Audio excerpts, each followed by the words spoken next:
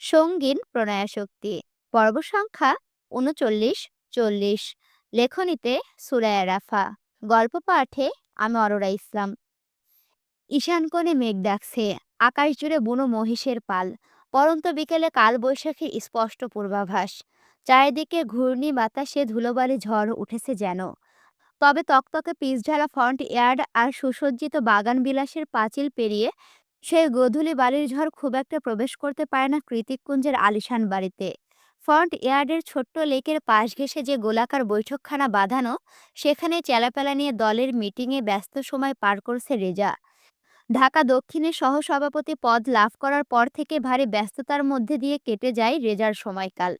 সত্যি বলতে এইবারের পূর্বপুরুষদের রাজনৈতিক কর্তৃত্ব আর নাম ভাঙিয়ে রেজা এতদূর আসা, সেই হিসেবে প্রমাণস্বরূপ এইবারের সুবিশাল বৈঠকখানায় প্রায়শই বসে রেজার রাজনৈতিক আসর। ও যে এইবারেরই কুটুম সেটা বোঝাতে হবে তো সবাইকে। আলোচনা তখন মাঝপথে। একের পর এক নিজেদের বক্তব্য পেশ করছে দলের সদস্যরা। ঠিক সেই সময় বাগানবিলাসে ঘেরা বিশাল গেটটা ক্যাচক্যাচে আওয়াজে খুলে যেতেই সবার দৃষ্টি গিয়ে ঠেকল সেই দিকে। কার্ড দিয়ে উবারের ভাড়া মিটিয়ে মাত্রই বাড়িতে প্রবেশ করেছে সানগ্লাস পরিহিত লম্বা মতো এক অচেনা সুদর্শন যুবক। তার প্রতিটি পদধ্বনিতে উপচে পড়া কর্তৃত্ব আর অভিজাত্য। হাঁটার তালে তালে চওড়া কাচ্চা ক্রমশই দুলে উঠেছে। দেখে মনে হচ্ছে কোনো গ্লোবাল সুপারস্টার মাত্রই গুরুত্বপূর্ণ শট শেষ করে শুটিং থেকে বেরিয়ে এসেছে। এহেন ম্যানলি হাঁটাচলা পেছন থেকে যে কেউ দেখলে নিষ্পাপ হয়ে তাকিয়ে থাকতে বাধ্য।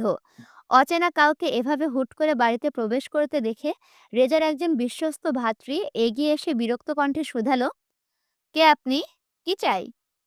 কৃতিক হাঁটার গতি ধীর করে গম্ভীর গলায় বলল, গেট আউট। লোকটা এবার চড়াও হয়ে এগিয়ে এসে কৃতিকের পথ আটকে দাঁড়িয়ে বলে, বলেছি তো, পরিচয় না দিয়ে ওদিকে যাওয়া যাবে না। লোকটার কথা বলতে বাকি, চোখের সানগ্লাসটা খুলে ওর গালে সাপটে চর বসাতে দেরি হলো না কৃতিকের। অকস্মাৎ শক্ত চপেট আঘাতে ৩৬০ ডিগ্রি অ্যাঙ্গেলে ঘুরে গিয়ে শুকনো মাটিতে মুখ থুবড়ে পড়ল লোকটা। কৃতিক পুনরায় সানগ্লাসটা চোখে চড়িয়ে নির্বিকার ভঙ্গিতে বলল, এটাই আমার পরিচয়। বাড়ি বয়ে এসে নিজের লোকের ওপর হঠাৎ আক্রমণ দেখে রেগেমেগে বেশ ক্ষিপ্ত গতিতে এগিয়ে এলো রেজা। কৃতিকের দিকে এগিয়ে আসতে আসতে গাঢ় গলায় বলল, আমার লোকের গায়ে হাত তুলিস কি করে তুই? আমাকে চিনিস? আমি হলাম সহসভা। রেজার কথা পুরোপুরি শেষ হওয়ার আগে ওর বাম গালে আছড়ে পড়ল তীব্র কষাঘাত। হঠাৎ থাপ্পড়ের তার সামলাতে না পেরে রেজা নিজেও ঘুরে গিয়ে মুখ থুবড়ে পড়ল শুকনো চৌচির মাটিতে। নিজেদের নেতাকে এমন বলিষ্ঠ থাপ্পড় খেয়ে মুখ থুবড়ে পড়ে যেতে দেখে হকস্টিক নিয়ে এগিয়ে আসতে গিয়েও ভয়েতে ঢোক গিলল কয়েক কদম পিছিয়ে গেল দলের অন্য ছেলেগুলো। এদের কাণ্ডে তড়াক করে কৃতিকের মাথায় রক্ত উঠে গিয়েছে। পা রাখার সঙ্গে সঙ্গে নিজের বাড়িটাকে চিড়িয়াখানার মতো অদ্ভুত লাগছে ওর নিকট। মস্তিষ্কে দমে থাকা সুপ্ত রাগটা হুট করে চড়াও হয়েছে চোখের সামনে মুখ থুবড়ে পড়ে থাকা রেজার ওপর। আজ এই সহসভাপতির তো একটা হ্যাস্তন্যস্ত করেই ছাড়বে ও। যেই ভাবা সেই কাজ। ছেলেপেলেদের হাতে থেকে হকস্টিক ছিনিয়ে এনে ইচ্ছে মতো রাগ ঝেড়েছে রেজার ওপর। কৃতিক যখন হকস্টিকের শক্ত প্রহারে ফাটিয়ে ফেলছিল রেজার শরীর, ঠিক তখনই চোখের সামনে হাজির হয়ে আনচান করতে থাকা চূর্ণ বিচূর্ণ একজোড়া অসহায় চোখ, যা দেখে পুরোপুরি থেমে যায় কৃতিক। হাতের হকস্টিকটা ছুঁড়ে ফেলে দেয় অনেক দূরে। তারপর স্থির হয়ে দাঁড়িয়ে পড়ে নিজের আঘাতপ্রাপ্ত হয়ে অন্য একজনের আত্মাকে যন্ত্রণায় পুড়িয়ে দেওয়ার উদ্দেশ্যে। বলাই ষাট, কৃতিক তাতে সফল হয়েছে। ওরও কষ্ট পেয়ে সদর দরজার সামনে হুমড়ি খেয়ে পড়ে চিৎকার করে কাঁদছে। মনে হচ্ছে ওরা কৃতিককে নয়, প্রতিটা আঘাত ওরও হৃদয়ে করেছে। শেষমেশ দ্বিতীয় গাড়িটা গেট দিয়ে ঢুকতে ঝামেলার অবসান হলো। গাড়ি থেকে একে একে নেমে এলো সায়র, অর্ণব, এলিসা, ক্যাথলিন এবং প্রত্যয়। কৃতিক ভারী পা ফেলে সদর দরজার কাছাকাছি আসতেই ওরও এগিয়ে এসে ওর ক্ষতস্থানের দিকে হাত বাড়িয়ে ঠোঁট উল্টে ফুপিয়ে উঠে বলল, কেন করলেন এমনটা? আমাকে কাঁদাতে খুব ভালো লাগে তাই না? কৃতিক জবাব দেওয়া তো দূরে থাক, বরং অরুর ছোঁয়ার আগেই ওর থেকে কয়েক কদম পিছিয়ে গিয়ে দাঁড়ায়। ওর এহেন কাণ্ডে অরু বিস্মিত হয়ে বলল, কি হয়েছে আপনার? আমাকে চিনতে পারছেন না? অরুর প্রশ্নের বিপরীতে কৃতিক কোনরূপ জবাব দেওয়ার আগে ওদিক থেকে সায়ের এগিয়ে আসতে আসতে সম্মোহনী হেসে বলল, আরে মিস এলোকেশি, আবার দেখা হলো আমাদের। দেখলে তো কেমন তোমার টানে চলে এলাম। কথায় কথায় সায়র খেয়াল করেনি কৃতিক যে ওর দিকে তখন থেকে অগ্নিদৃষ্টিতে তাকিয়ে আছে। যখন খেয়াল করলো তখন সঙ্গে সঙ্গে গলা খাদে নামিয়ে মুখ কাচুমাচু করে মেকি হেসে বলল, না মানে তোমাদের দেশের মানুষের টানে। কি ভালো মানুষ তোমরা বাবা গো। আসার সঙ্গে সঙ্গে কেমন মারামারি দিয়ে আপ্যায়ন করে নিলে। তাই না জিকে? কৃতিক একইভাবে দাঁড়িয়ে আছে। ওদিকে এলিসা এসে অরুকে দেখা মাত্রই চমকে উঠে বলল, শরীরের এ কি হাল হয়েছে তোমার অরু? খাওয়া দাওয়া করো না নাকি? এভাবে শুকিয়ে গেলে কেন? এলিসার কথার মাথায় কৃতিক সাবধানে আর চোখে এবার অরুর আগাগোড়া পরখ করল। ওদিকে অরু কারো কোনো কথার কোনরূপ উত্তর না দিয়ে চোখ মুছতে মুছতে দৌড়ে অন্দরমহলের দিকে চলে গেল। অরু চলে গেলে সায়ের হতবিহ্বল মুখে সেদিকে তাকিয়ে বলল, আরে এত দূর থেকে এলাম, একটুখানি ওয়েলকাম না করে এভাবে দাঁড় করিয়ে রেখে দৌড়ে চলে গেল। এলিসা এক পলক কৃতিককে পরখ করল, যে সে কখন থেকে একইভাবে অরুর যাওয়ার পানে চেয়ে আছে, আর কোনো দিকে নজর নেই বললেই চলে। একটা চাপা দীর্ঘশ্বাস ছেড়ে কৃতিকের থেকে দৃষ্টি সরিয়ে শায়রের হাত ধরে যেতে এলিসা বলে, স্বামী স্ত্রীর মান অভিমানের পাল্লা চলছে এখানে, চল ভেতরে যাই। এমনিতেও আমাদের ওয়েলকাম করার মতো কেউ নেই। শায়র ভুরু কুঁচকে যেতে যেতে গম্ভীর মুখে বলল, হ্যাঁ তা তো থাকবেই না, বাড়ির মালিককে দেখতে হবে না, এক নম্বরের হিটলার। আলিশান মহলের বসার ঘরের কয়েক ইঞ্চি গা দাবিয়ে দেওয়া নরম গদিতে বসে আছে সবাই। কৃতিক সেই তখন থেকে পায়ের ওপর পা তুলে স্মোক করছে। প্রত্যয় চারিদিকে চোখ ঘুরিয়ে পুরো বসার ঘর পর্যবেক্ষণ করে মনে মনে বলল, কৃতিক ভাই শুধু শুধু টেনে হিস্ট্রে দেশে নিয়ে এলো, যার জন্য দেশে আসলাম সেই তো নেই। ওর ভাবনা সেদ ঘুটিয়ে কৃতিক ডেকে বলে, আমার কয়েকটা আর্জেন্ট বাইক লাগবে প্রত্যয়। কোন ব্র্যান্ডেরগুলো ইউজ করে তা তো জানোই। বাইরের গ্যারেজটা পরিষ্কার করার ব্যবস্থা করো। আর হ্যাঁ, আমার রুমে একটা গেমিং মনিটর পাঠিয়ে দিও মনে করে। শায়র ৩৬০ ডিগ্রি অ্যাঙ্গেলে চারিদিকে এক ঝলক চোখ ঘুরিয়ে বলল, ভাই এটা বাড়ি নাকি রাজপ্রাসাদ? সবকিছুতেই কেমন আভিজাত্যের ছোঁয়া। শায়রের তালে তাল মিশিয়ে এলিসাও বলে ওঠে, really JK it's amazing, your family has very good taste. ওদের থেকে কিছুটা দূরে ডাইনিং এর কাছে দাঁড়িয়ে জাহানারা আর রূপা হা করে এদের কথা গিলছে।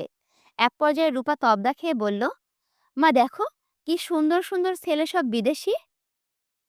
জাহানারা চোখ চিকচিক করে উঠল মেয়ের কথায়। তিনি আবেগ সামলাতে না পেরে এলিসাকে দেখে বললেন, ছেলে বাদ দে, ওই মেয়েটাকে দেখ, কি সুন্দর। এরকম একটা মেয়ে যদি আমার ব্যাটার বউ হতো। জাহানারা মুখ থেকে কথাটা বের হওয়ার সঙ্গে সঙ্গে কি কি কথাই যেন অর্ণব এগিয়ে গিয়ে এলিসার ঠোঁটে একসাথে কয়েকটা চুমু খেল। সবার সামনে সেই চুমুতে আবারও পুরোদস্তর সায় দিল এলিসা, যা যা দেখে এই মুহূর্তে জাহানারা ভিমড়ি খাওয়ার উপক্রম। তিনি মেয়ের হাত দুটো ধরে হাঁসফাঁস করে উঠে বললেন, রূপারে, আমাকে একটু ধর। এতক্ষণ যাবৎ সেভাবে খেয়াল না করলেও এখন নিজের শার্টের কলার নাড়তে নাড়তে জাহানারার উদ্দেশ্যে অর্ণব বলল, এই যে খালা, এক গ্লাস ঠান্ডা পানি দেন তো, বিড়িতে অনেক গরম। ক্যাথলিন একটু ইতস্তত কণ্ঠে ভাঙা ভাঙা বাংলায় বলল, আমিও। জাহানারা একটু জোরপূর্বক হেসে বলল, ইয়ে মানে বাবারা, আমি আসলে এই বাড়ির খালা নই।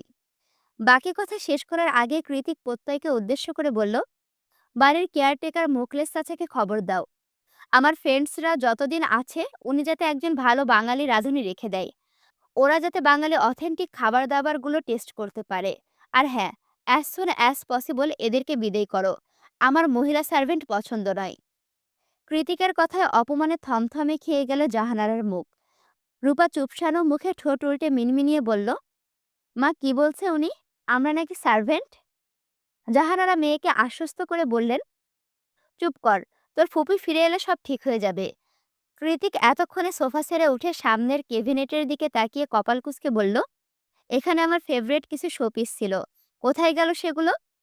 জাহানারা তৎক্ষণাৎ নালিশ করার মতো গলা উঁচিয়ে অরুর ঘরের দিকে ইশারা করে বলে ওঠে, ওই যে, ওই মেয়েটা ভেঙেছে।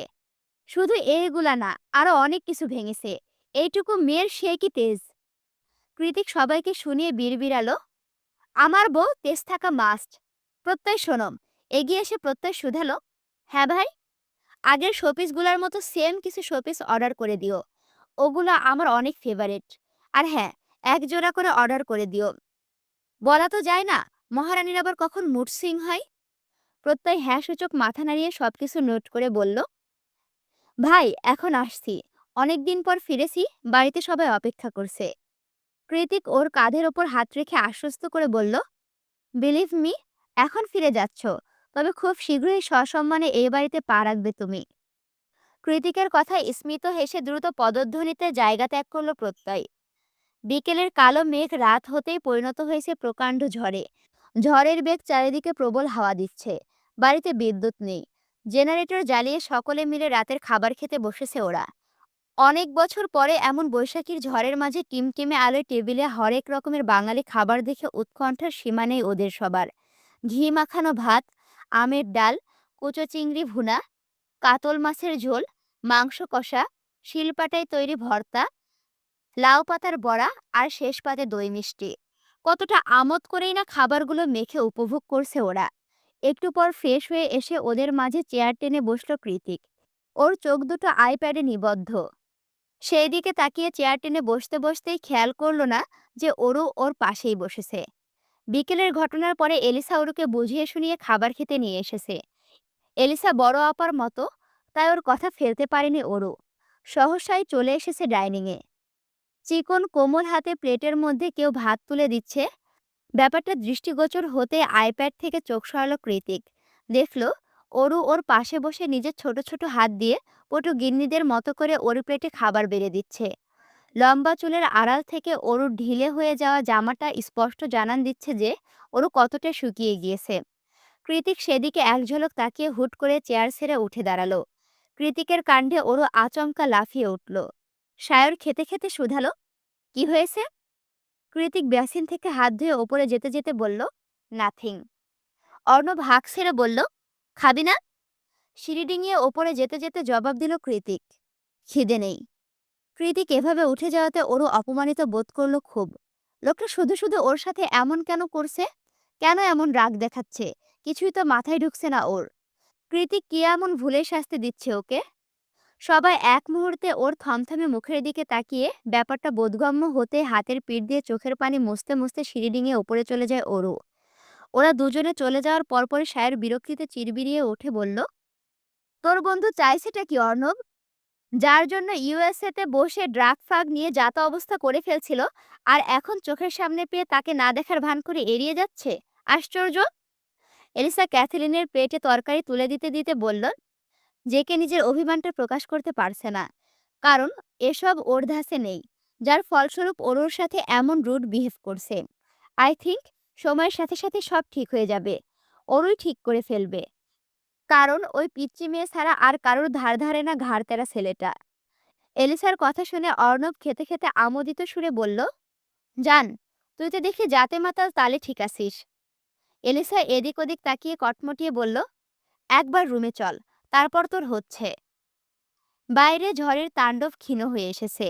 মেঘভেজা শীতল বাতাসে দুলদুল করছে চারিপাশ। অন্ধকারে দৌড়াতে দৌড়াতে চিলেকোঠা অবধি চলে এসেছে ওরু। বিদ্যুৎ নেই, তার উপর দমকা হাওয়া, তাই অন্ধকারটা একটু বেশিই মনে হচ্ছে। ওরু যখন চিলেকোঠার ঘরের সামনে এসে হাঁটু ভেঙে বসে তাতে মুখ গুজে ফুপিয়ে কেঁদে উঠল, তখনই নাকে এসে সুরসুরে দিল চেনা পরিচিত ম্যানলি স্যান্ডেলউড পারফিউমের সুঘ্রাণ। এই সুঘ্রাণটা ওরুর বেশ পরিচিত। শুধু পরিচিত বললে ভুল হবে। একটা সময় এই সুঘ্রাণে মিলেমিশে একাকার হয়ে উঠেছিল ওর শরীর। প্রথম নারীসত্তার বিসর্জন হয়েছিল সেই সুঘ্রাণযুক্ত পুরুষের হাতেই। আর এখন এই অন্ধকার চিলেকোঠায় আবারও স্যান্ডেলউড পারফিউমের সুঘ্রাণে মাতোয়ারা হয়ে ফোপাতে ফোপাতে এদিক ওদিক চোখ বোলাতে বোলাতে ওরু দেখল মানুষটাকে। অন্ধকারের মাঝে ট্রাউজারের পকেটে হাত গুজে নির্বিঘ্নে নিকোটিনের ধোঁয়া ওড়াচ্ছে কৃতিক। কৃতিককে দেখতে পেয়ে ওরু চট করে উঠে দাঁড়িয়ে শক্ত গলায় বলল, আমাকে এভাবে কষ্ট দেওয়ার জন্যই বুঝি হাজার মাইল দূর থেকে বাড়ি বয়ে এসেছেন? কৃতিক কোনো প্রকার জবাব দিল না। কৃতিকের নীরবতায় অরুর মস্তিষ্কটা টগবগিয়ে উঠল। ও দু কদম এগিয়ে এসে ঝাঝালো কণ্ঠে বলল, কথা বলতে ইচ্ছে করছে না, তাই তো? কৃতিক এবারও নিশ্চুপ। অরু এবার পেছন থেকে কৃতিকের টি শার্টটা খামচে টেনে ধরে চেঁচিয়ে উঠে বলল, এতই যদি অপছন্দ আমাকে, তাহলে ডিভোর্স দিয়ে দিলেই তো পারেন। শুধু শুধু কেন এভাবে নরক যন্ত্রণা দিচ্ছেন? কৃতিক এবার সিগারেটটা পায়ে পিষে অরুর দিকে তাকিয়ে তাচ্ছিল্যের হাসি দিয়ে বলল, কলিজায় সাহসটা খুব বেড়ে গিয়েছে দেখছি। এখনই ডিভোর্স চাওয়া শিখে গেছিস? ডিভোর্স শব্দটা উচ্চারণ করতে একবারও বুক কাঁপল না তোর? এই কথার জন্য তোর কি হাল করবো আমি সেটা একবারও কল্পনা করেছিস?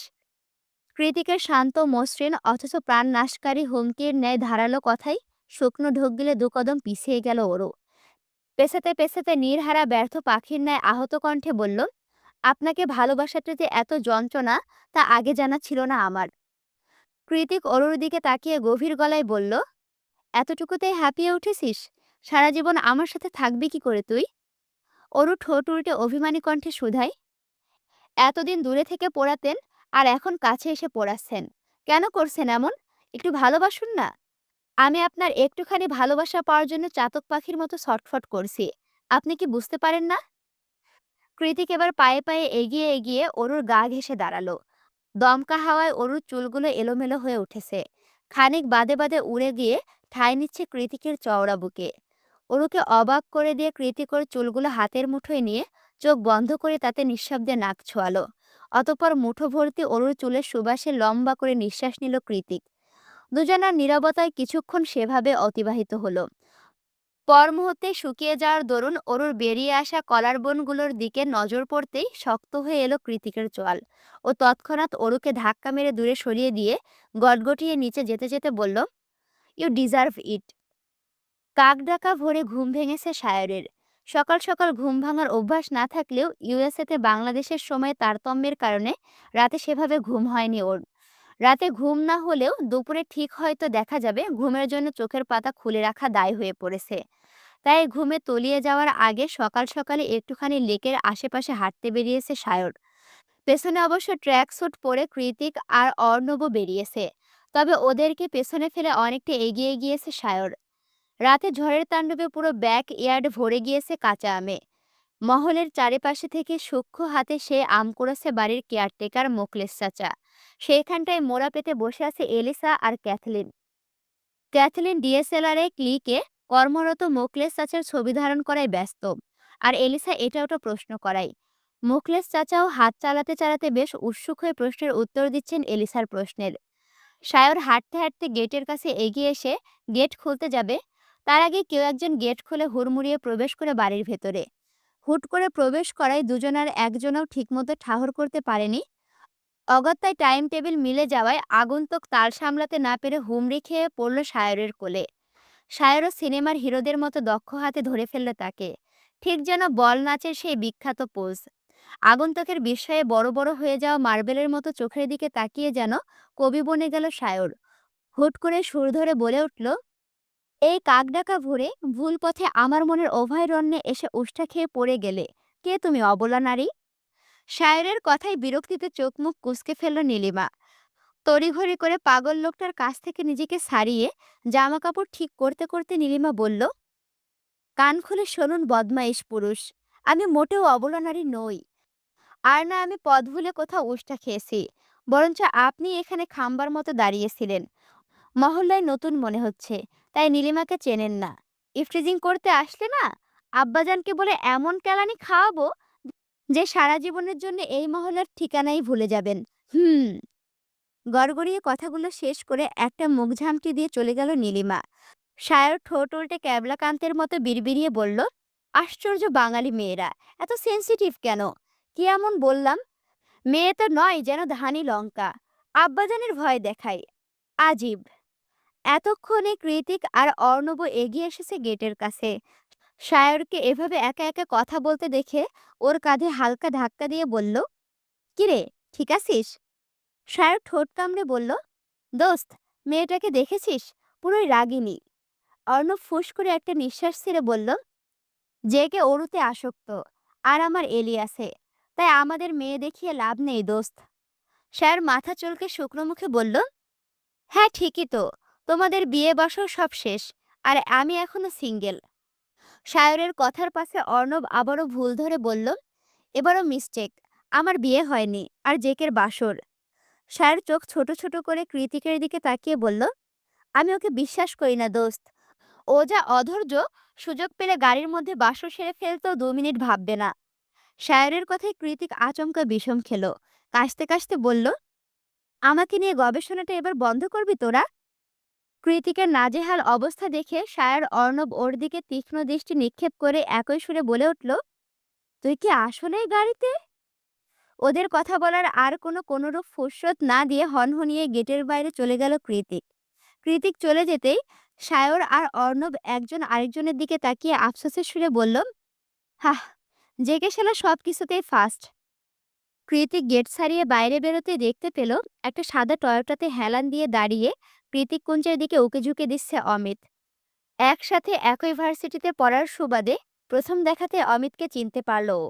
তাই সহসা এগিয়ে গিয়ে প্রশ্ন ছুড়ল কৃতিক, অমিত আরিয়ান, রাইট?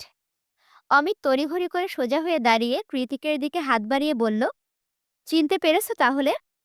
কৃতিক একটু ইতস্তত করে হাত মিলিয়ে বলল, তা আমার বাড়ির সামনে কি করছো? অমিত মৃদু হেসে বলল, তোমার বোনের জন্য ওয়েট করছিলাম। ও তো বাংলা একাডেমিতে যায় প্রতিদিন, তাই ভাবলাম আমি যেহেতু এই গলি দিয়ে যাচ্ছি ওকে নিয়েই যাই। কৃতিক ভুরু কুঞ্চিত করে অবাক হয়ে বলল, আমার বোন মানে? কেন, অরোরা তোমার বোন না? ওর কথার পেছনে থেকে সায়ের ফোঁস করে একটা নিঃশ্বাস ছেড়ে বলে ওঠে, গেল। অমিত একটু ঝুঁকে মাথা কাত করে শুধালো, কি গেল? অমিতের কথায় চোয়াল শক্ত হয়ে এসেছে কৃতিকের। কোনো মতে হাত দুটো মুষ্টিবদ্ধ রেখে নিজেকে সংবরণ করে দাঁতে দাঁত চেপে ও বলল, অরোরা আজকে যাবে না, শরীর ভালো নেই ওর, তুমি যেতে পারো। অমিত আর কী বা করবে, হ্যাঁ সূচক মাথা নাড়িয়ে গাড়ি নিয়ে তৎক্ষণাৎ প্রস্থান করে। অমিতের গাড়িটা সরে যাওয়ার সঙ্গে সঙ্গে কৃতিক কাউকে কল দিয়ে বলল, কৃতিক কুঞ্জের সীমানা ছাড়ানোর আগে সাদা টয়োটার টায়ার বরাবর গুলি করে দাও, যাতে করে সারা জীবন আর এই বাড়ির সামনে দাঁড়ানোর সাহস না পায় এই গাড়ি। এতক্ষণ যাবৎ সবকিছু পেছনে দাঁড়িয়ে পর্যবেক্ষণ করছিল সায়র আর অর্ণব। কৃতিকের শেষ কথাগুলো শুনে সায়র অর্ণবের কানের কাছে গিয়ে ফিসফিসিয়ে বলল, দোস্ত, তোকে বলেছিলাম না, সকাল থেকে বাম চোখটা কেমন লাফাচ্ছে, দেখলি তো? অর্ণব চিবিয়ে চিবিয়ে বলল, তোর জীবনে নারী নামক প্যারার এন্ট্রি ঘটেছে, ওই জন্য লাফিয়েছে, এখনকার ঘটনার জন্য নয়। তাই ভুলভাল যুক্তি প্রদান করা বন্ধ কর, নয়তো যে কে বলে তোর জন্য অন্য চোখ লাফানোর ব্যবস্থা করছি আমি। সায়র বিস্ময়ে ভুরুকুঞ্চিত করে শুধালো, কি বলবি? বলবো তুই আবারও অরুর নাম মুখে নিয়েছিস। কথাটা শেষ করে কপট হাসিতে প্রসারিত হলো অর্ণবের ঠোঁট। ওদিকে সায়র অর্ণবের দিকে তাকিয়ে রাগে কটমটিয়ে উঠে বিড়বিড়ালো, শালা মির্জাফর। গোধূলি বিকেলে সূর্যের ঝাঝা উত্তাপ কমে এসেছে কিছুটা। এখন পর্যন্ত পায়ের তলার মাটি লোহার তাওয়ার মতো তেতে আছে। চারিদিক নিস্তব্ধ। দুপুরের ভাত ঘুমে বিভোর পুরো মহল্লা। শুনশান নীরবতার মাঝে গলির মোড় থেকে ক্ষণে ক্ষণে ভেসে আসছে নেড়ি কুকুরের ঘেউ ঘেউ আওয়াজ।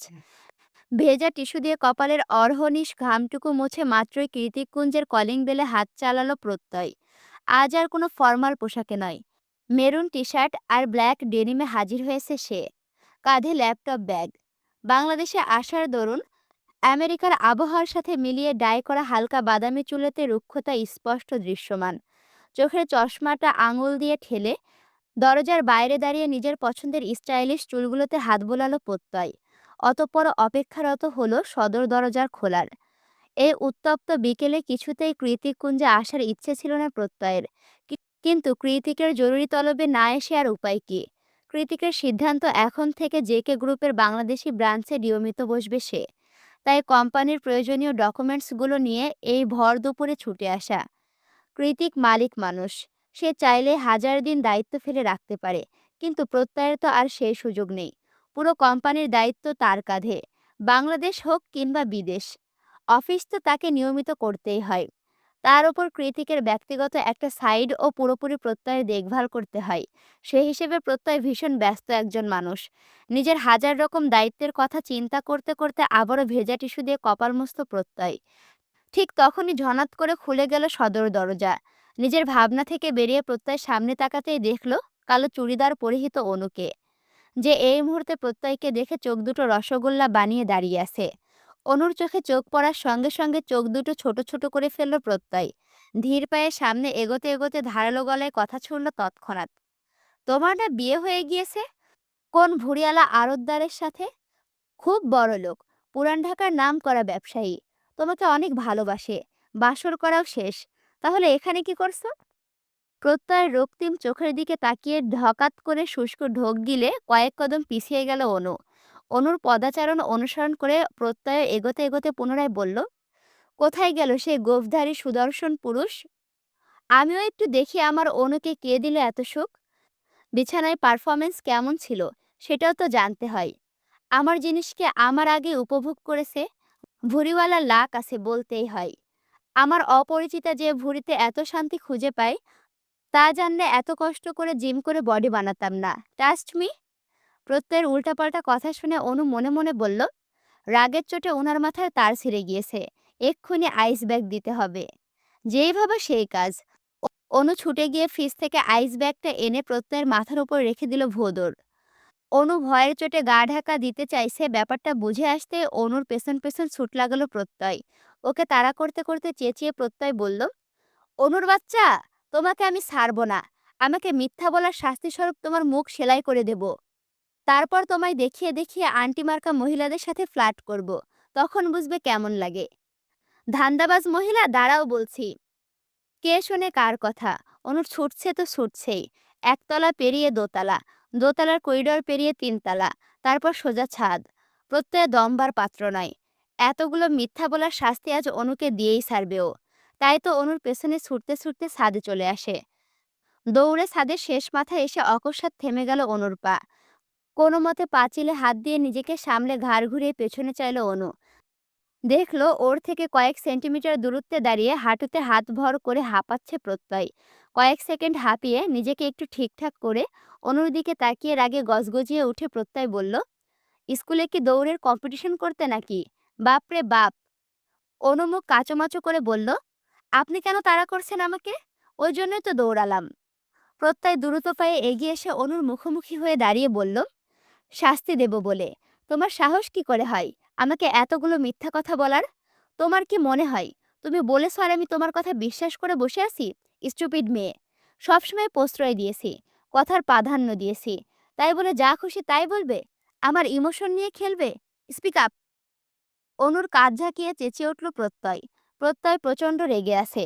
চোখ দেখে মনে হচ্ছে এক্ষুনি অনুকে চোখ দিয়ে ভস্ম করে দেবে এই ভদ্র সভ্য ঠান্ডা মেজাজের ছেলেটা। তার ওপর মিথ্যা বলার দরুন অনুকে দোষারোপ করছে বারবার। তাই এই মুহূর্তে ভয়ে কুঁকড়ে গিয়ে নীরবে চোখের জল ফেলছে অনু। প্রত্যয় কান্নারত অনুর দিকে তাকিয়ে রাগে ফোঁসফোঁস করতে করতে বলল, তোমাকে আমি ম্যাচিওর ভাবতাম অনু। সবসময় বিশ্বাস ছিল তুমি সবকিছু ম্যাচিউরিটি দিয়ে হ্যান্ডেল করবে, আমাদের সম্পর্কটাকেও। কিন্তু না, একটুখানি সাময়িক টানপোড়েনে তুমি আমাকে জাস্ট 1-2 সরিয়ে দিলে। ইনিয়ে বিনিয়ে নিজের মিথ্যা বিয়ের কাহিনী শোনালে। তারপর বললে আমাকে ভুলে যান। How silly! এটাকে বাংলা সিনেমা পেয়েছো? অনু ফোপাতে ফোপাতে সামান্য গলা উঁচিয়ে বলে, আসলে পরিস্থিতি। ফাক ইওর পরিস্থিতি। ভালো কিভাবে বাসতে হয় নিজের বোনকে দেখে শেখো। কৃতিক ভাই এসেছে শব্দে কথা বলা তো দূরে থাক, অভিমানে ফিরেও তাকাচ্ছে না ওর দিকে। তবুও চুপচাপ সহ্য করছে মেয়েটা। কেন জানো? কারণ ও সত্যিকারের ভালোবেসেছে।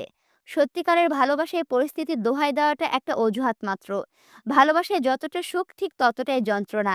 এই মাত্রা অতিরিক্ত সুখ আর মাত্রা অতিরিক্ত যন্ত্রণা দুটোকে সয়ে নিতে পারলে তবেই না তুমি সত্যিকারের ভালোবেসেছ। কিন্তু আফসোস, তুমি এসবের কিছুই জানো না, কিছুই বোঝো না। শুধু একটু আবেগের বশে বলে দিয়েছো সারা জীবন আমার সাথে থাকবে। আর একসাথে থাকাটা কি এতই সহজ? ফাক ইওর ম্যাচিউরিটি। রেগে মেগে কথা শেষ করে হনহনিয়ে পিছু হাঁটে প্রত্যয়। সঙ্গে সঙ্গে পেছন থেকে ছুটে এসে ওকে শক্ত করে জাপটে ধরল অনু। অনুর কান্নারত তীব্র শরীরের ঝাঁকুনি পুরোপুরি অনুভব করতে পারছে প্রত্যয়। বৈশাখী বিকেলের উত্তাপের মাঝেও তৎক্ষণাৎ একটা নরম ভেজা অনুভূতিতে ছেয়ে গেল প্রত্যয়ের হৃদয় মন। এভাবে কিছুটা সময় অতিবাহিত হলে চোখ দুটো খিচে বন্ধ রেখে নিজেকে কিছুটা সামলে নিয়ে নরম স্বরে প্রত্যয় বলে, সরি অনু, মাথা ঠিক ছিল না তাই তোমাকে একটু বেশি বকে ফেলেছি। কেঁদো না। অনু প্রত্যয়ের পিঠে মাথা এলিয়ে দিয়ে এদিক ওদিক না সূচক মাথা নাড়িয়ে বলল, আমি সরি, খুব সরি। কোনো কিছু ভাবনা চিন্তা না করে, আপনার সাথে নিজের সমস্যা শেয়ার না করে, এভাবে অতগুলো মিথ্যা কথা বলে আপনাকে দূরে সরিয়ে দেওয়ার জন্য অজুহাত তৈরি করা আমার মোটেও ঠিক হয়নি। আমাকে কি ক্ষমা করা যায় না? শুধু একবার, প্লিজ। যেখানে তুমি আমার কাছে অপরাধীই নও, সেখানে ক্ষমা করার প্রশ্ন আসছে কোথা থেকে অপরিচিতা? অনু এবার চোখ তুলে তাকায় প্রত্যয়ের পানে। বোঝার চেষ্টা করে ওর কথার সারমর্ম। প্রত্যয় ঘুরে দাঁড়িয়ে অনুর চোখ মুছিয়ে দেয়। অতঃপর হিসিয়ে শুধায়, can you feel it dear? Anu হেসকি টেনে বলে, কি? কি ফিল করব? প্রত্যয় একই সুরে বলে, my love. You fall in my love with me. Hardly. Shamelessly, desperately and unconsciously. প্রত্যয়ের কথায় অনু লজ্জায় মিইয়ে যায়। লতানো তরুর ন্যায় মাথাটা নুইয়ে ফেলে তৎক্ষণাৎ। প্রত্যয় অনুর চিবুকে হাত দিয়ে মাথাটা একটু তুলে বলে, আর যদি কখনো কিছু লুকিয়েছো, তাহলে সত্যি সত্যি তোমাকে আর ক্ষমা করব না আমি। অনু হেসকি তুলতে তুলতে না সূচক মাথা নাড়লে প্রত্যয় ওকে দুহাতে বাহুডোরে আলগে ধরে। তপ্ত গম গমে চমৎকার আওয়াজে বলে, আমি তোমার হৃদয়ের গোপন থেকে গোপনীয় কথাটাও জানতে চাই অনু। হতে চাই তোমার সুখের সন্ধি আর দুঃখের পিছুটান। আমার নীড়ে তুমি সর্বক্ষণ ভালোবাসায় অম্লান। বুড়িগঙ্গার পারে নাতিশীতোষ বাতাসের সাথে সাথে তখনও ভেসে আসছিল বেসুরে দুটো গানের লাইন। আমার বেঁচে থাকার প্রার্থনাতে বৃদ্ধ হতে চাই তোমার সাথে। অনেক খুঁজে তোমায় নিলাম চিনে, ভালোবাসার এই দিনে। আলিশান মহলের সবচেয়ে সুন্দর, আকর্ষণীয় আর বড় ঘরটায় থাকেন আজমেরী শেখ। এটা মূলত কৃতিকের বাবা জামশেদ জায়ানের ঘর ছিল। স্বামীর সূত্রেই এই ঘরের উত্তরাধিকারী এখন তিনি। আপাতত এই ঘরের কর্নারে যে দামি মখমলের ডিভানগুলো রয়েছে, তাতে মুখোমুখি হয়ে বসে আছে আজমেরী শেখ আর জায়ান কৃতিক। কৃতিক সে তখন থেকে বসে বসে পায়ের ওপর পা রেখে দোলাচ্ছে, দুই আঙুল দিয়ে বারবার ঘষে যাচ্ছে নিজের কপাল। মূর্তিমান কৃতিকের দিকে তীক্ষ্ণ দৃষ্টিতে তাকিয়ে আছেন আজমেরী। কৃতিক দেশে আসার পর এটাই তাদের প্রথম সাক্ষাৎ। কৃতিক কি বলতে এসেছে কিংবা কি বলবে, সেসবের জন্য খুব বেশি অপেক্ষা না করে নিজেই গভীর গলায় প্রশ্ন ছুড়লেন আজমেরী শেখ। এই ঘরে কেন এসেছো, কি চাই? কৃতিক নিজের বন্ধ চোখ জোড়া অকস্মাৎ খুলে ফেলল। অতপর শান্ত মসৃণ গলায় বলল, কি চাই সেটা আপনি ভালো করেই জানেন। তাহলে কেন করলেন এটা? কোন সাহসে অরুকে আমার কাছ থেকে কেড়ে নিয়ে এলেন? অরু ছাড়া পুরো দুনিয়াতে এখন আমার কেউ নেই, আপনি সেটা ভালোভাবে জানতেন। তবুও আমার দ্বিতীয়বার একাকিত্বের যন্ত্রণায় ভোগালেন কেন? Answer me. আজমেরী শেখ থমথমে গলায় বললেন, ভদ্রভাবে কথা বলো, আমি তোমার গুরুজন হই। কৃতিক এক পা অন্য পায়ের ওপরে তুলে ডিভানের ওপর গা ছড়িয়ে বসে বলল, হ্যাঁ, তা তো হন বটে, শাশুড়িমা বলে কথা। আমি কারো শাশুড়ি নই। কৃতিক একটু তাচ্ছিল্য করে হেসে বলল, আপনি মানেন বা না মানেন, ওরও আমার। আপনি ভালো করেই জানতেন ইউএসএ টু বিডি কেন। পৃথিবীর মধ্যে যে কোনো গর্তে গিয়ে লুকালেও ওরুকে আমি ঠিকই খুঁজে বের করতাম। শুধু শুধু টাইম ওয়েস্ট করলেন। আজমেরী শেখ দমে যাওয়ার পাত্রী নন। যথেষ্ট সুকৌশলী মহিলা তিনি। তাই এবার চোয়াল শক্ত করে কৃতিকের চোখে চোখ রেখে আজমেরী বললেন, আমি যা করেছি তোমার আর অরুর মান সম্মান বাঁচানোর জন্যই করেছি। একবার ভেবে দেখেছ, এই বাড়ির একমাত্র ছোট সাহেব তার সৎ বোনকে বিয়ে করেছে। একথা জানাজানি হলে তোমার পরিবারের এত বছরের ঐতিহ্য, নাম দাম, অভিজাত্য কোথায় গিয়ে দাঁড়াবে? সমাজের মানুষ তোমার চরিত্রে আঙুল তুলবে, সে সাথে আমার ওইটুকুনি মেয়ের দিকেও। আজমেরী শেখের কথা শেষ হওয়ার সঙ্গে সঙ্গে সামনে টি টেবিলে পাঁচ মেরে গর্জে উঠল Kritik, I don't care about this fucking সমাজ। আমার আত্মা যাকে চেয়েছে আমি তাকেই বিয়ে করেছি, তাকেই ভালোবেসেছি আর তার সাথে বেড শেয়ার করেছি। দেখি কোন সমাজের সাহস আছে আমার অরুকে কটাক্ষ করার। যেই সমাজ অরুকে কিংবা আমার ফিলিংসের দিকে আঙুল তুলবে, সেই সমাজের নিয়মই ভেঙে দেব আমি। তাতে যদি আমি জ্ঞানকৃতিক শেষ হয়ে যাই, তবে তাই হব। তবুও অরুকে আমি এই জন্মে ছাড়ছি না। আজমেরী শেখের মুখের ওপরে এক নাগারে অনেকগুলো কথা ছুঁড়ে মেরে গটগটিয়ে বেরিয়ে যায় কৃতিক। যাওয়ার আগে পিছু ডেকে নির্লিপ্ত কণ্ঠে আজমেরী বলেন, যেদিন সন্তানের বাবা হবে সেই দিন ঠিক বুঝবে আমি কেন এত সব করেছি। কৃতিক না ঘুরিয়ে দাঁড়িয়ে বলল, আমার আর আপনার মেয়ের ডিএনএ আর যাই হোক দুশ্চরিত্রের অধিকারী হবে না। As a parents that's enough for me. পরক্ষণে কী ভেবে যেন ঘুরে দাঁড়িয়ে কৃতিক বলে, আর হ্যাঁ, অনুপ্রত্যয়ের বিয়ের আগ পর্যন্ত আপনার ভাইয়ের পরিবার কিছুতেই যাতে কৃতিককুঞ্জ ত্যাগ না করে। পুরো বিয়ের অকেশনে তারা আমার স্পেশাল গেস্ট। কৃতিক যখন কথাগুলো বলছিল, তখন ওর ঠোঁট ভেঙে বেরিয়ে আসছিল সামান্য রহস্যময়ী ক্রু হাসি। কৃতিক স্থান ত্যাগ করে চলে যেতে তীরের শিলার মতো এক ভুরু উঁচিয়ে আজমেরী শেখ কটমটিয়ে বললেন, কিয়ারা রোজারিও যে কি খেয়ে এমন তেদর ছেলে জন্ম দিয়েছিল কে জানে। এ নিশ্চয়ই ব্রিটিশদের বংশভূত। কৃতিকের ওপর রাগ ঝাড়তে গিয়ে একটা কথা মিস করে গিয়েছে আজমেরী শেখ। মাত্র সেটা মস্তিষ্কে বিট করতেই তিনি অস্পষ্টে বললেন, অনু আর প্রত্যয়ের বিয়ে মানে? কি বললো এই তেদর ছেলে? আমার মেয়েগুলো কি ওর খেলার পুতুল নাকি? না না, এক্ষুনি ওর এসব কৌশলী পরিকল্পনা বন্ধ করতে হবে। আজমেরি শেখ রেগে মেগে ডিভান ছাড়লেন। তারপর দ্রুত পায়ে হাঁটা ধরলেন কৃতিককে অনুসরণ করে। করিডোরের এ মাথা থেকে ও মাথা কোথাও কৃতিক নেই। অগত্যায় হাঁটতে হাঁটতে হাঁপিয়ে গিয়ে দাঁড়িয়ে পড়লেন তিনি। আজমেরি শেখ যেখানে দাঁড়িয়েছিলেন তার পাশে সিঁড়িঘরে ওঠার রাস্তা। ঠিক সেখান থেকে কিছু অযাচিত আওয়াজ কূর্ণকহরে পৌঁছালে তড়িৎ গতিতে চোখ ঘোরালেন তিনি। মরিচে যাওয়া আফসা আলোতে দেখলেন অন্ধকার সিঁড়িতে বসে বসে ফোপাচ্ছে অনু। পাশে বসে আছে প্রত্যয়। অনু কাঁদছে দেখে বারংবার ওর মাথায় হাত বুলিয়ে ওকে শান্ত করার চেষ্টা চালাচ্ছে প্রত্যয়। অনুর মাথায় হাত বোলাতে বোলাতে আদুরে আওয়াজ ভেসে এলো প্রত্যয়ের দিক থেকে। এত কাঁদে কেউ? মাথা ব্যথা করবে তো যান। আর বকবো না, সরি তো। এই যে দেখো কানে ধরেছি, ঘাট হয়েছে আমার। আমার অনু, আমার ময়না পাখি, আর কাঁদে না। পরক্ষণে আবার নিজের বলিষ্ঠ হাতের পিঠ দিয়ে অনুর দু কপল মুছে দিল প্রত্যয়। আজমেরি শেখ চুপচাপ দাঁড়িয়ে থেকে একটা দীর্ঘশ্বাস ছেড়ে অনু আর প্রত্যয় দৃষ্টিগোচর হওয়ার আগেই দ্রুত চলে এলেন সেখান থেকে। তখন মাঝরাত, বাইরে পূর্ণিমা। রাতের আকাশে মস্ত বড় চাঁদ উঠেছে। চাঁদের আলোতে ভেসে যাচ্ছে কৃতিককুঞ্জের সুবিশাল মহল। রূপার বাত্রায় মাত্র রুম থেকে বেরিয়েছে অরু। মা নাকি ওকে ডেকে পাঠিয়েছে। গত দুদিনে মামির উপদ্রব কমেছে খানিকটা। সে আপাতত রেজাকে নিয়ে হসপিটালে রাত্রি যাপন করছে। আর রূপা মামির মতো এত ভেজাল করে না। তাই রূপাকে খুব বেশি বিরক্তও লাগে না অরুর। ওই জন্যই তো রূপার কথা মতো সহসা রওনা হয়েছে মায়ের ঘরের দিকে। কিছুদূর গিয়ে করিডোরের মাঝপথে আটকে গেল অরুর পা। দেখল অন্য পাশ দিয়ে অনু বের হয়ে এসেছে। অনুকে শুকনো মুখে এগিয়ে আসতে দেখে অরু তাড়াহুড়ো করে ওর কাছে গিয়ে শুধালো, কিছু কি হয়েছে আপা? মা আমাকে হঠাৎ ডেকে পাঠালো যে?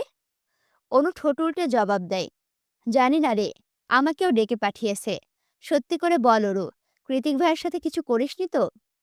অরু বিরক্ত কণ্ঠে বলল, আপা, উনি এসে থেকে আমার মুখের দিকে অবধি ভালো করে তাকাচ্ছে না। কথা বলা তো দূরে থাক। অনু বলল, ভাগ্যিস মামি নেই, থাকলে এটাকে তিল থেকে তাল বানিয়ে হাজারটা অপবাদ জুড়ে দিত। ওরও অন্য মানুষকে হয়ে গেল। মনে মনে ভাবল, হতেও তো পারে, মামির কথাই ঠিক। জায়ান কৃতিক এখন আর আমাকে ভালোবাসে না। এখন আর আমি আগের মতো গোলগাল নেই, শুকিয়ে গিয়েছি অনেক। তাই হয়তো আমার সৌন্দর্যে উনি আকর্ষিত হচ্ছে না, ভালো লাগছে না আমাকে আর। ভাবনার মাঝপথে অনু আচমকা ধাক্কা দিল অরুকে। অরুর ভ্রম কেটে গেল। গলা খাদে নামিয়ে অনু বলে, এখানে দাঁড়িয়ে না থেকে ভেতরে চল। আর হ্যাঁ, কিছু কড়া কথা শোনার জন্য মানসিকভাবে প্রস্তুতি নিয়ে রাখ। মা তো একটু বলবেই, ওসব মনে রাখার দরকার নেই, কেমন? অরু অনুর কথায় মাথা নাড়িয়ে সায় জানিয়ে অনুর আঁচল ধরে পেছন পেছন এগিয়ে গেল। মা আসবো? আজমেরি শেখ হাতের বইটা রেখে ঘুরে তাকালেন। পাওয়ারি চশমায় স্পষ্ট দেখতে পেলেন ফুটন্ত কোলের মতো দুই মেয়েকে। একজনের পরনে লাল টকটকে চুড়িদার, আরেকজনের পরনে কালো। আমেরিকা থেকে আসার পরের দিনগুলোতে যেমন বিষণ্ণ মলিন মুখশ্রীতে ঢাকা পড়ে থাকত স্নিগ্ধ চেহারাটা, এখন এই মুহূর্তে তার উপস্থিতি নেই বললেই চলে। যদিও অরুকে কাহিল দেখাচ্ছে, তবুও কোথায় একটা লাবণ্যের আভা ফুটে উঠেছে ছোট্ট মুখটায়। মেয়েদেরকে এক নজর পরখ করে আজমেরি শেখ বইয়ের পাতা উল্টাতে উল্টাতে গম্ভীর গলায় বললেন, হ্যাঁ এসো। অনু ভেতরে ঢুকতে ঢুকতে বলল, কি হয়েছে মা? শরীর খারাপ করছে তোমার? আমি ঠিক আছি। তুমি ঠিক আছো তো? মায়ের কথার রহস্য ছেদ করার ক্ষমতা নেই অনুর। অগত্যায় শুষ্ক ঢোক গিলল ও। জিভ দিয়ে অধর ভিজিয়ে বলল, ঠিকই তো আছি মা। আজমেরি শেখ আর কথা ঘোরালেন না। স্পষ্ট আওয়াজে বললেন, প্রত্যয়ের পরিবারের সাথে কথা বলা হয়েছে। ওরা কাল সন্ধ্যায় আসছে। দুই বোন সেজেগুজে রেডি থাকবে। আমি তো আর জ্ঞানকৃতিক না যে পরিবার সমাজ এসবের বাইরে গিয়ে যা ইচ্ছে করব। যা হবে দুই পরিবারের সম্মতি এবং সকল রিচুয়াল মেনেই হবে। আজমেরি শেখের কথায় অরুর মুখটা চুপসে গেল। আনন্দিতে পুলকিত হয়ে ওঠে অনুর হৃদয়। সকল আশা ভরসা বিসর্জন দেওয়ার পরে এ যেন মেঘনা চাইতেই জল। ও পারছে না খুশিতে চিৎকার দিয়ে লাফিয়ে উঠতে, কারণ সেটা ওর ধাঁচে নেই। তাই চুপচাপ মায়ের কথায় মাথা কাত করে সম্মতি জানালো অনু, এবার যেতে পারো। আজমেরি শেখ যার অনুমতি দেওয়ার সঙ্গে সঙ্গে দুই বোন বাইরের দিকে অগ্রসর হয়। ঠিক তখনই পুনরায় অরুকে ডেকে ওঠেন তিনি। মায়ের ডাকে অরু পিছু তাকালে একটা ভারী দীর্ঘশ্বাস ছেড়ে আজমেরি বলেন, তোমার স্বামীকে বলবে সে যাতে যথাসময়ে মেহমানদের সামনে উপস্থিত থাকে। আমরা সামাজিক জীব, তো তাই এইসব আতিথেয়তা আমাদের পালন করতে হয়। খেয়াল রাখতে হয় অতিথিদের সর্বোচ্চ আপ্যায়নে। তাই কালকের দিনটা অন্তত যাতে একটু ভদ্রভাবে নিচে নামে। কেন যেন মায়ের তিক্ত কথাগুলো আজকে বেশ মনে ধরল অরুর। ইচ্ছে তো করছে উড়ন্ত পাখির ন্যায় উড়ে উড়ে ডানা ঝাপটাতে। এই প্রথম কৃতিক আর ওর সম্পর্কটা মুখ দিয়ে উচ্চারণ করলো মা। তার মানে কি একটু একটু করে সম্পর্কটা স্বাভাবিক হচ্ছে মায়ের কাছে? এর চেয়ে খুশির আর কী বা হতে পারে? আজ অনেকগুলো দিন পরে হয়তো ওরও একটু ঘুমাতে পারবে, যাকে বলে সত্যিকারের ঘুম। ওদিকে ঘুম নেই অনুর চোখে। কি বললো মা এটা? এত তাড়াতাড়ি কি মনে করে সবকিছু মেনে নিল মা? এটা কি আসলেই সত্যি নাকি স্বপ্ন? ঘুম ভেঙে গেলে যদি সব মিথ্যে হয়ে যায় তখন? অযাচিত ভয়ের সত্যতা যাচাই করার জন্য নিজের শরীরে নিজে চিমটি কাটল অনু। আউচ! ব্যথা পেয়ে তড়াক করে উঠে বসল ও।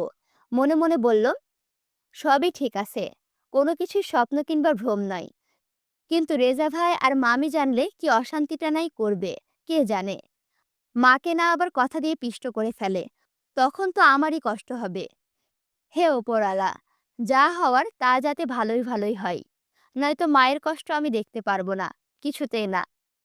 নিশুতি নিস্তব্ধ শুনশান তামাশাচ্ছন্ন রাত। ওরও গভীর তলিয়ে আছে। দক্ষিণের জানালাটা হাট করে খোলা। সেথা থেকে বুড়িগঙ্গা পাড়ে শাসা বাতাস ধেয়ে আসছে। অদূরে লঞ্চের হুইসেল বাজছে, হয়তো শেষ রাতে ঘাটে ভিড়ছে। তাই ঘুমন্ত যাত্রীদের জানান দিতে এই তীক্ষ্ণ আওয়াজ।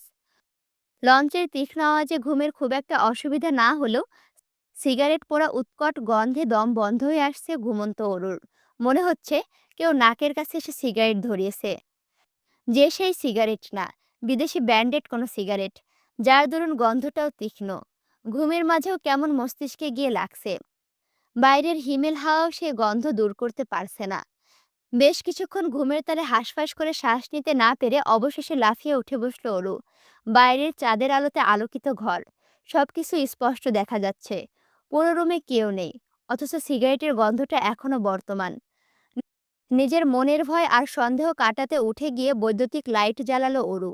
রুম জুড়ে ফকফকে আলোক রশ্মি ছড়িয়ে পড়তেই অরুর দৃষ্টিগোচর হলো মিইয়ে যাওয়া ধোঁয়ার কুণ্ডলী। দেখে মনে হচ্ছে এখানে একটু আগে কেউ ছিল, কিন্তু কে? এত রাতে নিজের ঘুম বিসর্জন দিয়ে কে আসতে পারে এই রুমে? ভাবনায় পড়ে গেল অরু। তবে ভাবনারা ঘনীভূত হওয়ার আগেই চোখের পাতা ভার হয়ে এলো ঘুমে। অরু আর দাঁড়িয়ে থাকতে পারল না, তৎক্ষণাৎ গিয়ে গা এলিয়ে দিল বিছানায়। ঘুমে তলিয়ে যেতে যেতে ভাবল, যে থাকার থাকুক, জ্যান কৃতিক বাড়িতেই আছে, কেউ আমার কিছু করতে পারবে না। After all, he is my super hero. আজ আর একাডেমিতে যাওয়া হলো না অরুর। সন্ধ্যায় মেহমান আসবে, তার উপর এখনো কৃতিকের বন্ধুরা আছে, তাই বাড়িতে অনেক কাজ। সকাল সকালে টেলিফোন করে নীলিমাকে জানিয়ে দিয়েছে অরু। বলেছে সন্ধ্যাবেলাতে যাতে শাড়ি টাড়ি পরে নীলিমাও চলে আসে, তাহলে একসাথে সেলফি তোলা যাবে। নীলিমাও বেশ উৎসুক হয়ে সায় জানিয়েছে অরুর কথায়। অবশেষে অনু আপার বিয়ে হতে যাচ্ছে, ওদের খুশির যেন সীমা নেই।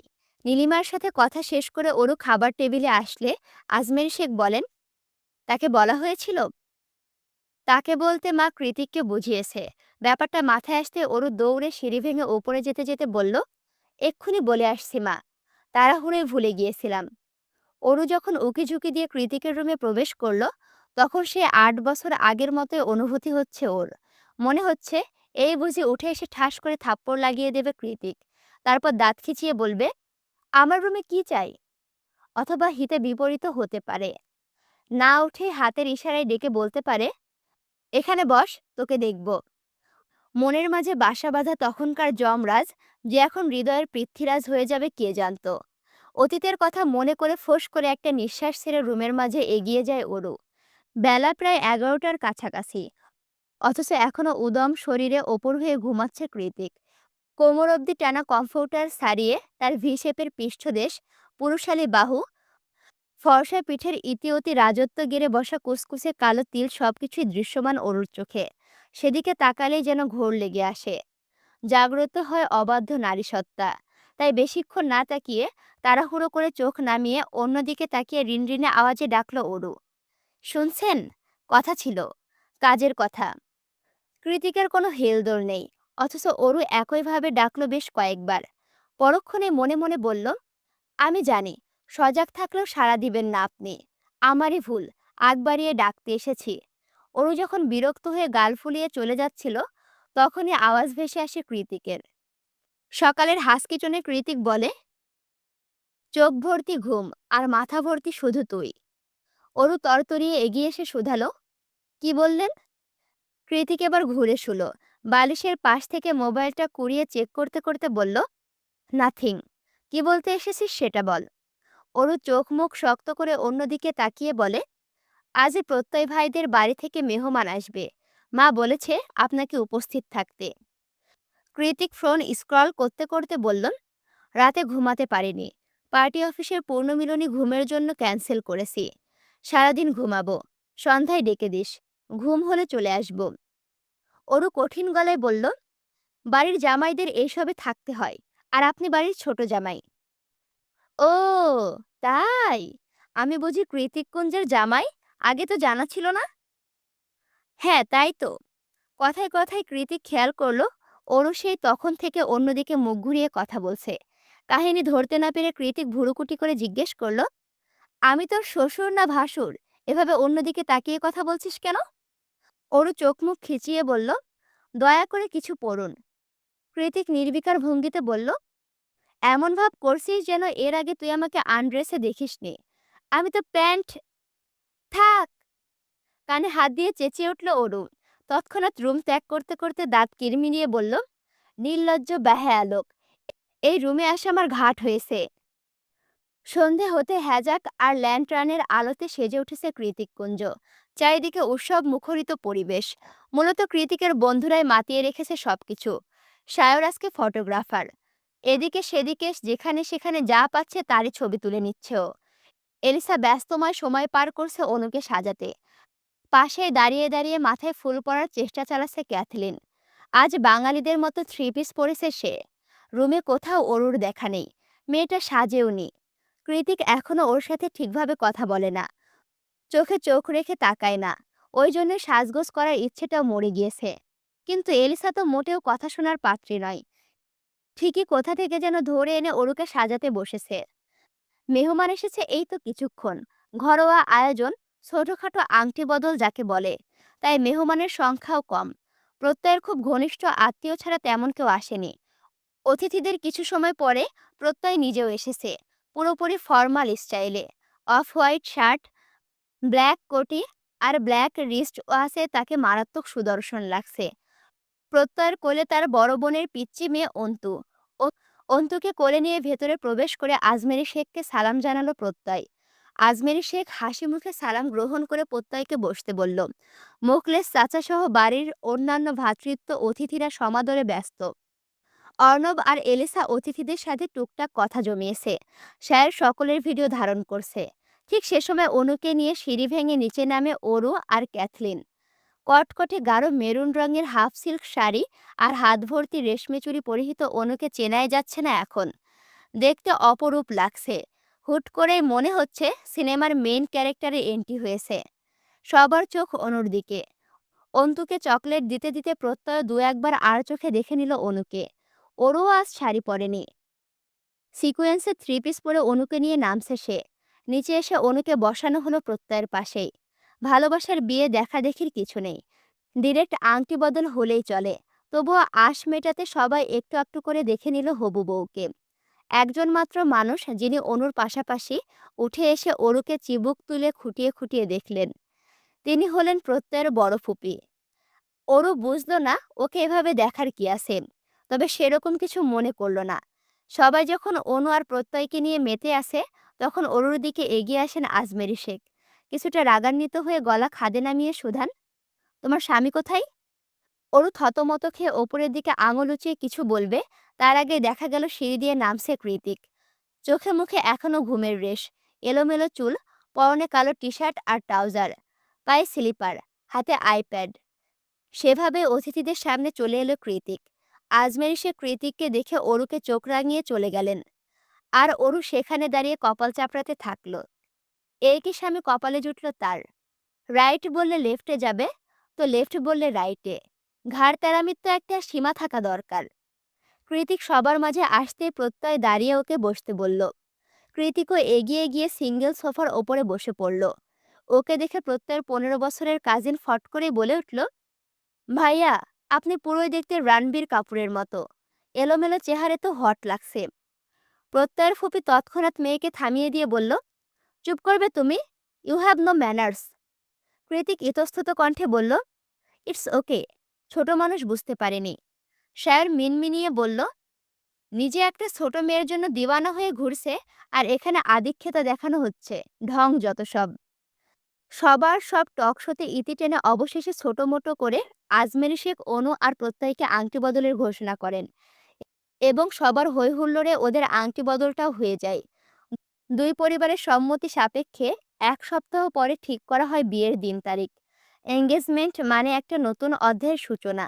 দুজন দুজনকে নতুন করে চিনতে শুরু করা, অনেকটা কাছ থেকে, আর অনেকটা আন্তরিকতা দিয়ে। তাই মেয়ে আর জামাইকে একটু প্রাইভেসি দিয়েছে সবাই। আলাদা কথা বলার জন্য ওদের ছাদে পাঠানো হয়েছে, আর নিচে আপাতত সবাই মিষ্টিমুখ করায় ব্যস্ত। প্রত্যয়ের ফুপি আজমেরি শেখের মুখে একটুখানি মিষ্টির পুড়ে দিয়ে হাসি মুখে বললেন, আপা, আমাদের তো আরো একটা আবদার বাকি রয়ে গেল। আজমেরি শেখ খানিকটা উৎসুক হয়ে শুধালেন, কি আবদার বলুন না? আমাদের আরো একজন ছেলে আছে, প্রত্যয়েরই চাচাতো ভাই। ওর নাম অমিত, নামকরা নোবেলিস্ট। কিছুদিন আগে ছোটখাটো একটা কার অ্যাক্সিডেন্ট হয়েছে দেখে আজ আসতে পারেনি। ও আসলে আপনার ছোট মেয়েকে খুব পছন্দ করে। অনু আর প্রত্যয়ের কথা বলা কওয়ার আগে থেকে অরুর কথা বলা বলি করেছি আমরা। ছেলেটা অবশেষে কাউকে পছন্দ করেছে, তাই আবদার না করে থাকতে পারেনি। এখন আপনাদের মতামত।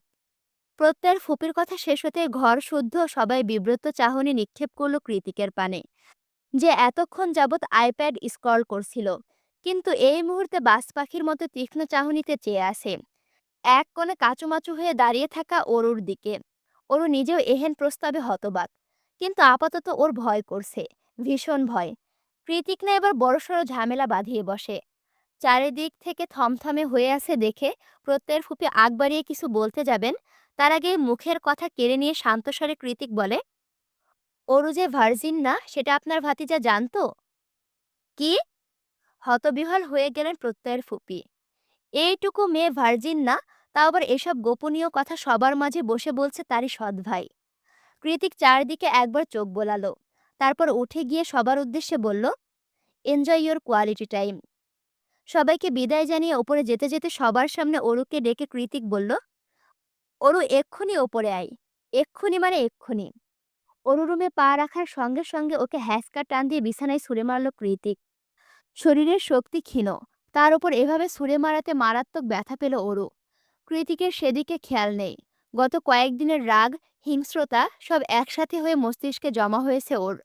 চোখ দুটোতে ভর করেছে রক্তিম তেজস্ক্রিয়তা, কপালে সব কটা রগ ফুলে আছে। অরু নিজেকে সামলে উঠে দাঁড়ালো। ও বুঝতে পারল না ওর দোষটা কোথায়, তাই ঝাঁঝিয়ে উঠে বলল, সমস্যা কি আপনার? যখন ইচ্ছে মারছেন, যখন ইচ্ছে অবহেলা করছেন, যখন ইচ্ছে কাছে টেনে নিচ্ছেন। কেন? কি করেছি আমি? কৃতিক জোর করে শক্ত হাতে অরুর ঠোঁটে লিপস্টিক ঘষে মুছতে মুছতে বলল, কতবার বলেছি অন্য কারো সামনে সাজবি না? কথা শুনিসনি? আমি মাত্র 1 মাস দূরে ছিলাম, এর মধ্যে অন্য নাগর জুটিয়ে ফেলেছিস। তারা এখন আমার বইয়ের জন্য আমার বাড়িতে বিয়ের প্রস্তাব নিয়ে আসে। তোকে আজ আমি কি করব নিজেও জানি না। অরু কৃতিককে দুহাতে ধাক্কা দিয়ে সরিয়ে বলল, কি করবেন আপনি আমাকে? মেরে ফেলবেন? মারুন, কাটুন, যা ইচ্ছে করুন। আপনার জন্য এমনিতেও আধমরা হয়ে আছি আমি, অথচ আপনাকে দেখুন কষ্ট দিয়েই যাচ্ছেন। তো দিয়েই যাচ্ছেন। কেন দিচ্ছেন তার কোনো উত্তর নেই। কি দোষ আমার বলুন? কেন এমন করছেন? কেন? আবারও কৃতিকের শক্ত বুকে ধাক্কা দিয়ে চেঁচিয়ে উঠল অরু। এবার আর নিজের ক্রোধটাকে সংবরণ করতে পারল না কৃতিক। ওর হাত দুটো নিজের মুঠোয় পুরে গলা ছেড়ে চিৎকার করে বলল, because I love you damn it. Kritik এত জোরে কথাটা বলেছে যে ওর গর্জন প্রতিধ্বনি হচ্ছে মহলের প্রতিটা দেওয়ালে। সেই সাথে হলরুমে বসা সকলে লাফিয়ে উঠেছে এহেন গর্জনে। অরু নিজেও এই মুহূর্তে থরথরিয়ে কাঁপছে। কৃতিক নিজের দাঁতে দাঁত পিষে অরুর মুখের কাছে মুখ এনে বলল, ইচ্ছে তো করছে মেরে মেরে নরম তুলতুলে গালগুলোকে রক্তাক্ত করে দিতে, কিন্তু না খেয়ে খেয়ে নিজের এমন হাল করেছিস সেটা করতেও কলিজায় লাগছে। এদিকে রাগটাকেও কমাতে পারছি না। ওহ গড! অরু কৃতিকের চোখে চোখ রেখে কাঁদছে। কৃতিকও অরুর চোখের দিকে তাকিয়ে আছে।